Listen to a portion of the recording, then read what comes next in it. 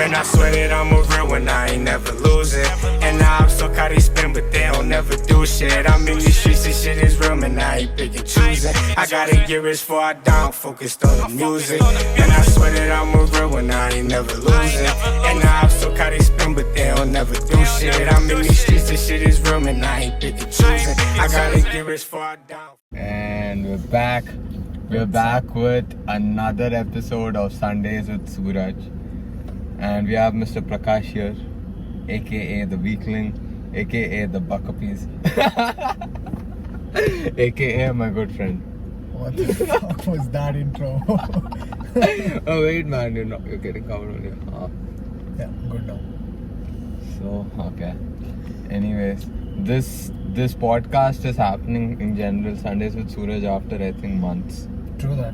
I think the last time we did a Sundays with Suraj, that was with Avnish, which was exactly not 4 weeks, probably 2 months ago. And now we're back here again. So don't say true that.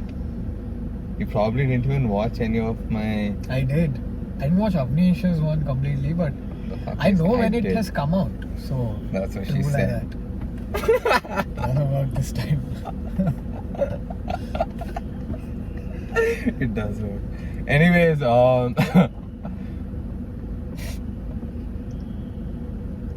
Start. Anyways, we wanted to talk about... So basically this entire podcast is around different ways you can get leads which will lead on to a damn sale. These are all the techniques Prakash and I have done in the past 3 years. As a matter of fact, it might even go way back. Because when I was in 9th, I used few of these techniques. 9th and 10th, I've used few of these techniques. But basically, these are the techniques you can use to get leads and then maybe convert it into a sale. That depends on you for your business. And one of the major reasons I'm doing this is because I do know so many people who have started their own small business or whatever on Instagram and other places, and then they crib, saying that they don't get any sales or they're not earning any money. It's being very difficult and shit.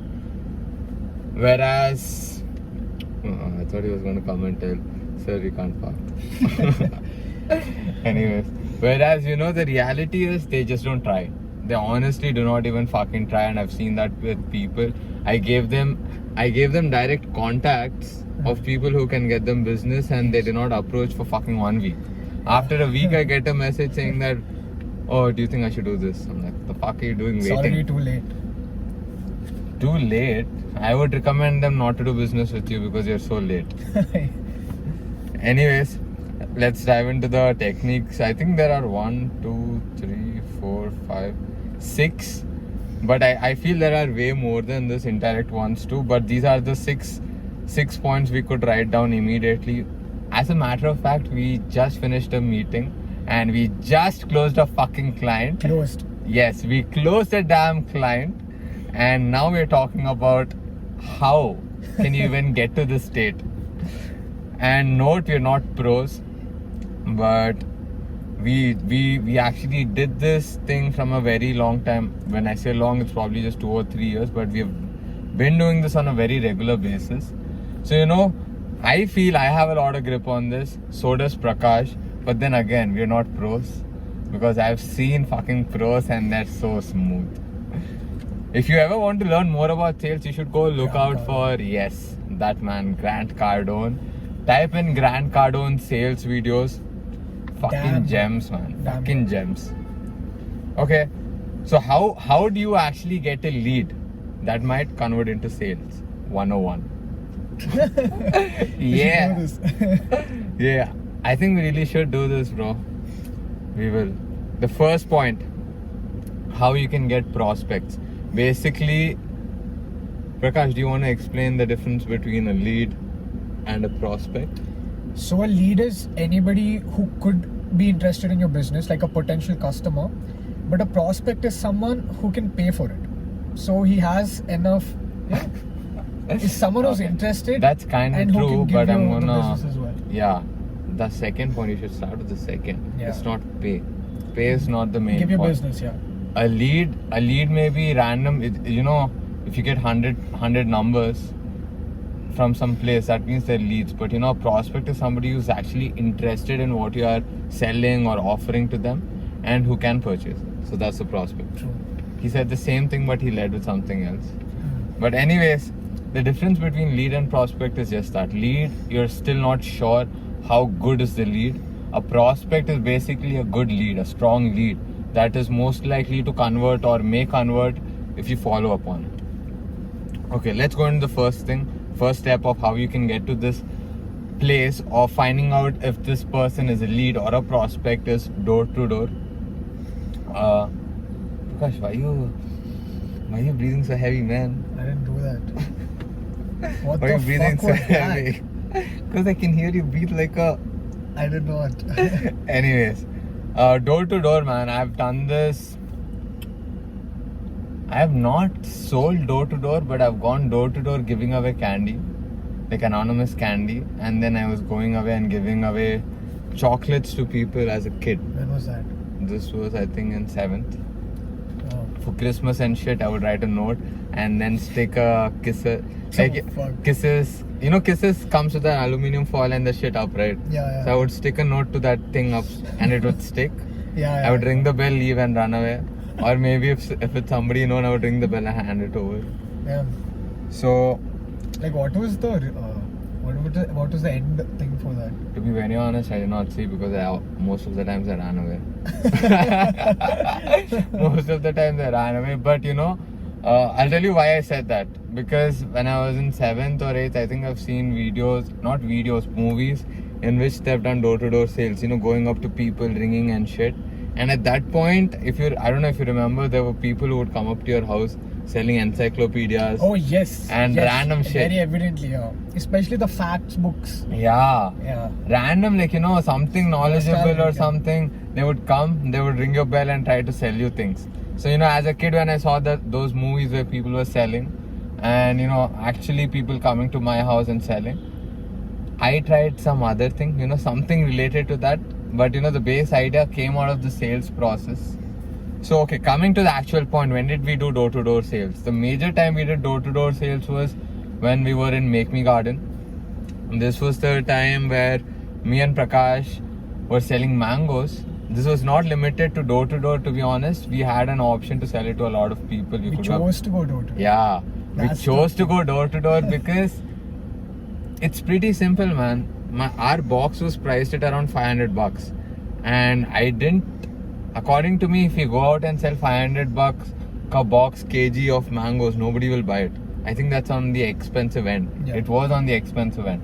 So, we chose this guy's building where people would pay that amount and people would want that safety that, their mangoes are, yeah, farm plugged, all fresh, completely organic and no chemicals. Also, another USP we had was every purchase was leading some amount to the farmer. So, there's a storyline even to this product. So, it's easier for us to convey it when we go door to door rather than going on the road and then, having that elevator pitch. Elevator pitch is 2 minutes. too quick and there's so much sound. People are so distracted. But whereas when you ring their bell, they're giving you the fucking attention. Even if they're annoyed, they're giving you the 100% attention. So, we did go door to door. We went to close to, I guess, 50 to 60 flats. Yeah, in one day. In one day, we went for 50 to 60 and I think we only did this for 2 or 3 days. 2, I think. It was good exposure, and we also happened to meet someone who owned a lot of farms in Bangalore. Yeah, see, again, we went to sell something and we got a contact of somebody who could help us. We never took that help because we didn't need it. But again, if we ever need it, we know whom to approach now. So, we did go door to door. And again, here, when you go door to door, have a pitch. Know what you're talking about. Like, you don't randomly go and pitch. You're not that good 100% if you're starting. That's exactly what happened with this guy. I still remember I was so fucking nervous I used to forget the pitch, mix everything up, every flat. And it was such a big deal back then. Just approaching strangers. I would be there. I would be looking at this guy and this guy would say something which is absolutely made up. There was this one chemical which I forgot, I don't know. It's carbide. Carbide. It's carbide something. So my pitch was, this does not contain carbide in a certain sequence. I explain what it is and how it benefits them, and then go on with the process. This guy was mixing shit up, and in between he's like carbide, and that guy who's buying it does not know shit. So he got away with it, but at the end of the day, it was very difficult for him, and he used to get so fucking nervous. Oh yeah. He would sweat, and if somebody ever asked him any question, he would sweat on top of that. Knees weak, palms are heavy, mom's spaghetti. It's like Eminem shit, the starting part of how pressure it gets. That's how he felt. But see, that's how I dealt with it. I already knew what the fuck I was saying, and I already knew what they would ask. So that's how I was telling you also that time, if you remember. Yeah. If you say this shit, most likely these are the questions they will ask. Yeah. So when you already know what they're going to ask, you can answer. Yeah, so one thing I evidently learned is that there are always a set of questions, that there's a limit to a set of questions we can expect. Yeah. So But it's not like they'll keep on asking questions. But we did face one person. Oh, the old yeah. Fuck me. That was He took crazy. us inside the house and made us sit for like an hour and bought one. Went on to government and shit, dude. That was crazy. Oh my god. But that's the part and parcel of the shit, and that's what I But he absolutely converted. love it. He converted. That's great. Yep, he did. Anyways, let's move on to the second way how you can get your lead or identify this a good prospect for you, which is profiling brands. So I'm coming from a perspective of a marketing agency or Make Me Garden as a gardening service. Sorry, agency. When I'm going as agency, I'm looking at brands who can utilize my service, right? So profile, go look for it. Like, if I want clients in real estate, go type real estate and you'll get accounts of companies which are basically it. So you can profile these clients, profile these people, understand who requires your service. Like, I'm coming from perspective again of MNV. This is what Prakash does too. So he looks into this thing to see who requires our service and how can we help them out. And next thing is, if we cannot contact them with their email ID or number, we slide into the DMs saying that, hey, we are so and so from so and so place, contacting for marketing, and this is how we think we can help you. Yeah. Tell them how you can help. If you do not tell them how you can help, why do you think they would be interested? Yeah. It's always about solving somebody's problem or providing some value. That's the easiest way for you to get a conversation going with somebody who you think will opt your service or pay for your service or product. It's just convincing them about how you can help Not them. convincing. Yeah. We are conveying Yeah. that you and me coming together is benefiting you. Yeah. That's exactly what you have to do. Anyways, you can slide into the DMs of brands who you think require whatever you want. And believe me, right now we are using the strategy and it's fucking working, man. If not for I wouldn't say we are getting a lot of meetings with this strategy, but we are getting responses. So we are at least understanding which person is looking for it and who is not. So when I say I'm looking for clients in real estate or I'm looking for clients in F&B or any other sector, we can analyze. Let's say 5 out of 10 people in the real estate segment are like, not at all responding. But whereas F&B, 8 out of 10 are responding. That means I need to put more effort in the F&B because the likelihood of me to get a meeting is right there. So this way you can even identify your sales funnel or lead funnel, how you can generate. So all of these points is basically your lead funnel.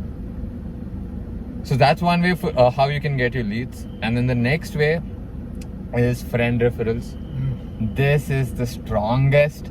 Trust me, your friend referrals or family referrals are your fucking strongest. Always. And this is something you need to understand. If you're feeling guilty or ashamed to ask your family or friends to help you out or give you referrals for your business or your product, that basically tells you that you do not trust your own service or product. Like, I trust Make Me Garden so much and MNV so much that I would want you to go and tell everyone, Suraj does this, take it from him. The same. In fact, at a point for MMG, I used to talk to anyone about it, anyone I met, saying Yes. that we are so and so, we do this. If at all you know someone, if not for you, who might require it, please refer us. 100%. And trust me, that always helps one way or the other. Even ICR or the other ones that we've done a few Yeah, gigs. I'm not shitting you. This guy, he had a friend whose dad actually was vice chancellor of a very good college, and we did go for meeting to Kanpur just to meet him to see how Make Me Garden could do some business there. Although it never went through, but we did go all the way there. A meeting landed and it was almost about to go through, but then COVID happened, so we had to back out in the last moment. But that's the thing. If you believe in what you're selling or providing to people, like, why wouldn't you ask people to help you out? So go up to your friends and ask, like, hey, do you know anybody who could utilize my services? This is what I ask. If you meet Rushil, if you meet Mrinal, if you meet Vishnu, or even him, I'll be like, who do you think can utilize what we have to offer? Literally. We even go back to friends saying that, who do you think from our college can utilize our services? And shit you not, man, we do have meetings lined up literally because we did that. The meeting that we just finished and we just closed came out of that. A friend of mine whose family was into a certain business, I got in a meeting. It went on with multiple meetings, showed them our output, how it was. They liked it and we've closed it. The moment they understand we provide value, it's closed. It's closed. So, go for your friends and family and ask them who can utilize. But again, I'm telling you, if you do not believe in what you're doing or selling or providing, or if you're honestly just faking about your entire thing, if you go for this approach, it's gonna fucking kick you in your ass. Yeah. It's gonna kick you in your ass and you will regret it. It's going to have a negative effect more. Yes, do not do this if you do not trust yourself. Because I do trust myself a lot and what services are being provided from Make Me Garden or MNV. So, so does everybody in our organization. Everybody understands it. We sell It's a on the real quality deal. aspect of it. Yes, quality. Anyways, moving on to the 4th point. This point is something you need to really look into for your lead generation aspect of it. Google searches. You have, like, this is the most common thing, man. I'll tell you why. In the past, people had phone dictionary. What is that called? Directories. I think. Directories? Yeah. Number directories or some shit. Basically, this was like a dictionary of all the damn numbers with alphabetical order or area wise what all businesses were there and what are their numbers. People would call them up and then see if something could have happened. Right now we are living in 2021. It's a digital age, hence MNV. So we got to adapt. Whatever was in these directories earlier is now on Google. So basically, you type up anything, man. If you're selling handmade products, type up products. This approach will not work for products. Maybe for wholesalers, if you're looking at wholesale angle, it will work. But I'm coming from service of MNV to people. Clients. My clients are basically businesses, brands. So I basically type up the sector and the type of client I want. Let's say F&B, restaurants in Hyderabad.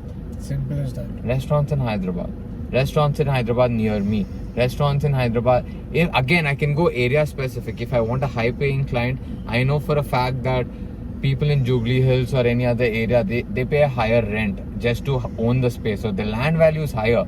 So generally people putting up there are either getting that footfall or have the money fund ready to invest. So we can even profile restaurants in Gachibowli, restaurants in Banjara Hills. Go cold call. Again, if you're using this method and if you're not prepared, you're fucked. But if you have a narrative of how you will take the entire call, how you will explain them, how you will answer their objections, not run away from their objections, but answer their objections. When you have the understanding of this process, this is a gold mine for you, trust me. Yeah. If anybody is watching all the way through till 19 minutes, trust me, it's fucking good. It's literally just that 2 minutes you get in which you'll have to convince them somehow that you can provide value, and just ask for a meeting at the least. Get a meeting so that you can explain more in detail. Right. So as he said, if you run away from objections at that point of time, it's useless. Yes. Alright, let's move on to the next point again. The next point, actually I rewrote it down: family members and friends. So again, I'm stressing on this point again. Most likely your family and friends have the contacts you require to get going with your initial stage of business, which will spread the word of mouth. It's just networking. So, and if you really believe and trust in what you're providing to people, don't hold back, go for it. It'll work out for your benefit.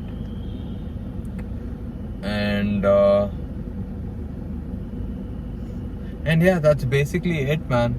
That's basically it. So these are like few ways how you can get your own leads and how you can follow it up to see if this lead can become a potential prospect for you. So basically it's a sales cycle. Your sale does not happen like, yeah, I opened a business, I'm getting money. No, that does not happen. You have a cycle. So when you're going with your entire sales cycle, you get a lead, then you validate the lead, and then they turn into a potential prospect. Then you follow it up, land a meeting, then pitch the services and see where you are. Face and the then, objections. Yes. Again, these are not objections, man. Never take objections like objections. Although they are objections, think of it like these are just questions from the client's end for them to understand you can do the job. Yeah, perspective. That's it. It's not an objection. It's just a question you have to answer. Never take it like an objection. So the moment you take things like, oh shit, they're giving me an objection, you're defending yourself. Don't defend. Just tell them how this can be clarified. And several times, I'm telling you again, several times for every client that MNV has, it was the objections that got us the business. It was the objections that got us the business. So the narrative that getting objections is bad is not true. Getting objections might be a biggest tool, because when you answer all the objections, they're clarified and they understand everything now. And that's where you can have an edge over others, where most people cannot answer. Or yes, even if the client is going till there, that means somewhere in his head he wants to sort of try working with you guys. So he would have objections for that, which is why he would think ask of it like, there's this quote: the people who love you the most hurt us the most. Yeah. Clients and businesses are like, the love and hate relationship. Sometimes you love them and sometimes you'll absolutely hate them. Yeah. But at the end of the day, it's family shit. And like what I have learned through pitching over the time is, the moment we try to sell more, in the sense like talk about our products all the time, it's more likely that they lose interest. Rather, we should ask more questions where we should give them value in return. Like try to find out what their problem is, try to find out how their business is doing. See, basically the thing is, once they understand what you're offering, there's no point in selling. Yeah. We're never selling. Exactly. If you're entering anything with the perspective to sell, that's a stupid way to approach. Yeah. The first perspective is, how can you help? Yeah. How can you help or provide value with your services? The next step is explaining them what you do. Once they understand what you do, move on to their objections as to how, once they understand what you do, they'll still have their own set of questions or objections, why it's not useful or why it's not helpful. That's the part where you go and tell, this and this could be done, or this is how we can come in and help you out. Like, we have to always acknowledge it. If someone says, why are you too expensive? You accept that, yes, we are expensive, and here is why. Whatever your USP is. Most people don't acknowledge. They just say, no, you're not right. So the moment you say that, their perspective is already messed up on us, because they think we are objecting them at some level. So that's one thing I noticed, that acknowledging always works, where you're saying he's right and you just justify your perspective from it. Well, I'll have to not completely agree with that. See, there's a way you can talk. You don't have to always agree. So let's say they say something, you saying yeah is agreeing, you saying okay is acknowledging. He said that earlier, acknowledging them. Yeah. So basically you acknowledge them. You don't have to agree. You acknowledge what they're saying and then give your take on it. Yeah, more like don't deny. Like you don't have to deny. Yeah. You just have to explain yourself. Yeah. So there you go, man. These are a few ways how you can get your own leads and how you can maybe convert these leads into potential clients and get that money. That's it. It was actually helpful. I hope people, use this and like do something. Honestly speaking, this is cool. People need to know. They really do, man. They really do. I'm gonna upload this tomorrow and then I'm gonna story it. Let's see how many views it gets, because honestly speaking, lazy motherfuckers won't even watch this entire video. So if there's somebody watching till 24 minutes, Strong thank blood. you so much. And use this, man. Use this bit of information or share this with somebody who you think can use it. Yeah. And trust me, it's gonna work. Although now it may seem like, what the fuck does this guy know? But I'll tell you something. These two people in front of you have generated, I think 7 lakhs. I would say 7 lakh worth of, 8 lakh worth of business actually. 8 lakh worth of business. But in the title, I'm going to mention 10 lakhs as clickbait. Gotta do what you gotta do. Yeah, man. Man's got to do what you got to do. Yep. So there you go. Although we have just made around 8 lakhs worth of business throughout our life, this is how we did it. This is how we did it. And again, this is how we are moving forward, and we are still getting new business, as I've already told. 20 minutes ago, baby. 20 25. minutes ago. Literally 25 minutes ago, we closed a deal, and It's here fucking we are crazy. talking about how to How we make did it. deals, motherfuckers. Yeah. Put in That's the work, how put you in the do work. it. Yeah. Next one. So, On the way to another meeting, actually. Oh, damn. it ended by mistake, but we're on the way to another meeting. Actually, no, on the way to my house to have some food, and then head on to another place for a meeting, which actually happened because this guy took a number from Google, cold called yesterday. it, and then landed a meeting. So, it fucking works. Whatever we say is coming out of what we do. Experience. Yeah. It's coming out of what we do. It's not a random shit you read on wherever you read that on. Articles. Yeah. And most likely that shit is fake, and you lose faith in it. But No, that's man, not all honest. these fake people are the ones who read the fake shit. That's what it is. That's the reality, boys and girls. Alright, that's it, and hope we get more podcasts soon.